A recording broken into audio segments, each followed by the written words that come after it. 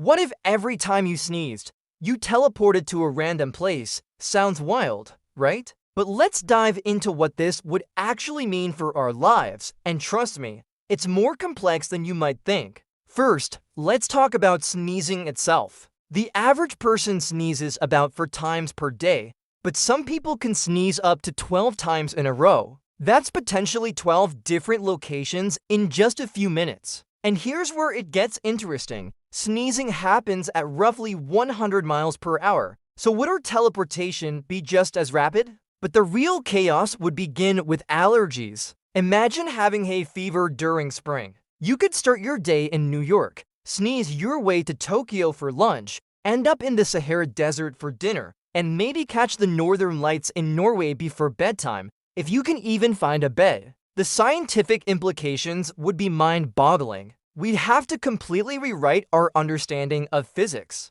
Einstein's theory of relativity suggests that teleportation would require either breaking the speed of light barrier or finding a way to fold spacetime. Would each sneeze actually be creating miniature wormholes? And think about the practical challenges. You'd need to carry a survival kit everywhere, appropriate clothing for any climate, multiple currencies, a universal translator, and definitely a satellite phone. International laws would need to be completely revised. Would you need a passport for sneeze-related travel? Would there be a special visa category for involuntary teleporters? Here's an even wilder thought. What if you sneezed while driving? Would your car teleport with you? If not, we'd have thousands of driverless vehicles suddenly careening down highways. The insurance industry would have an absolute meltdown trying to figure out how to cover sneeze-related displacement. The most fascinating part, this scenario would fundamentally change human society.